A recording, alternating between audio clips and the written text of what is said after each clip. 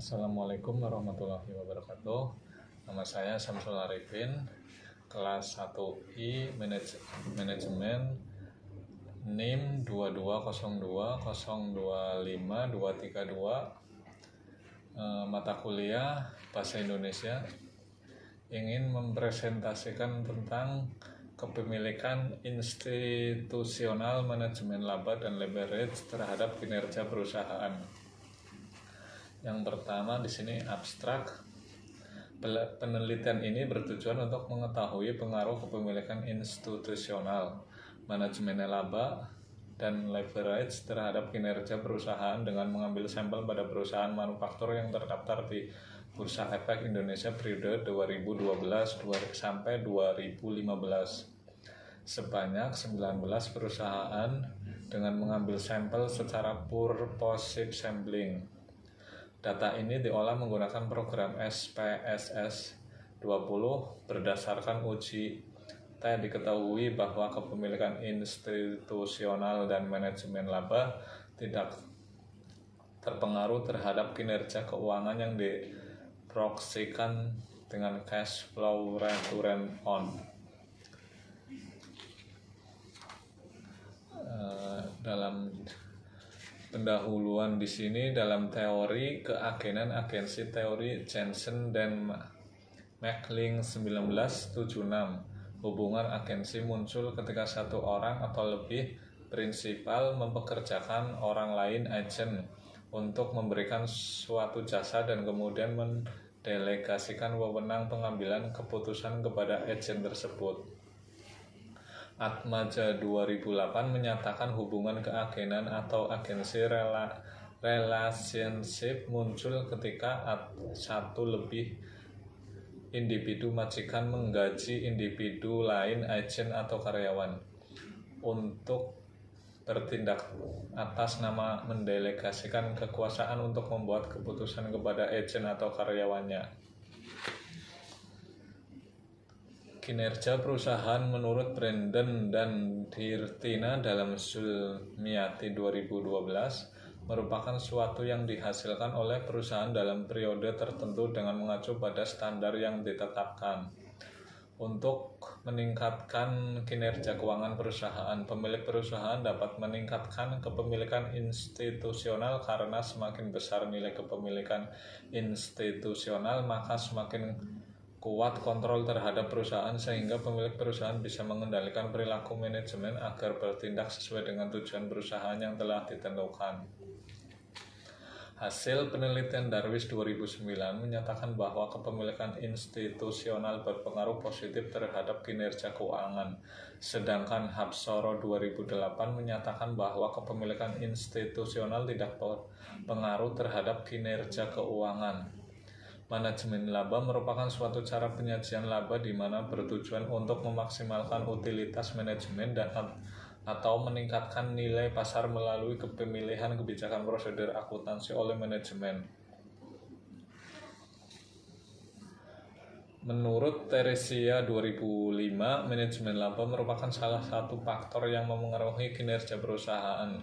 Menurut Ujianto 2007, variabel manajemen laba tidak berpengaruh signifikan terhadap cash flow return on asset. Hasil penelitian ini mendukung hasil penelitian yang dilakukan PAE 1999, Feltham dan FAE 2000 dalam Gideon 2005, Teresia 2005 dan Gideon 2005. Cash flow menunjukkan hasil yang dananya telah diterima tunai oleh perusahaan serta dibebani dengan beban yang bersifat tunai yang benar-benar sudah dikeluarkan oleh perusahaan. Radono 2004. Metode penelitian. Jenis penelitian yang digunakan dalam penelitian ini adalah penelitian kausal komparatif, yaitu tipe penelitian dengan karakteristik masalah berupa hubungan sebab akibat dua variabel atau lebih, yang pada penelitian ini menjelaskan pengaruh likuiditas kepemilikan institusional, manajemen laba, dan leverage terhadap kinerja keuangan. Penelitian kausal komparatif merupakan tipe penilaian ex post facto, yaitu tipe penilaian terhadap data yang dikumpulkan setelah terjadinya suatu fakta atau peristiwa. Definisi dan pengukuran variabel. Penelitian ini menggunakan 3 variabel independen dan 1 variabel dependen. Ketiga variabel independen penelitian ini adalah kepemilikan institusional, manajemen laba, dan leverage yang diproksikan dengan debt to equity ratio. Sedangkan variabel dependen penelitian ini adalah kinerja keuangan yang diproksikan dengan cash flow of return on asset. Kepemilikan institusional. Kepemilikan institusional adalah kepemilikan saham perusahaan oleh institusi keuangan seperti asuransi, bank, dana pensiun, dan investment banking, Siregar, dan Utama.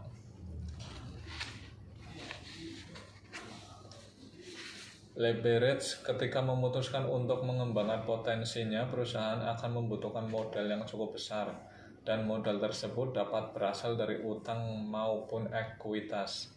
Utang memiliki 2 keunggulan penting. Pertama, bunga yang dibayarkan dapat menjadi pengurangan pajak. Kedua, kreditor akan mendapatkan pengembalian dalam jumlah tetap, sehingga pemegang saham tidak harus membagi keuntungannya jika bisnis berjalan dengan sangat baik. Kinerja perusahaan. Kinerja perusahaan merupakan suatu tolak ukur untuk menilai keberhasilan manajemen dalam mencapai tujuan perusahaan yang telah ditetapkan dalam suatu periode.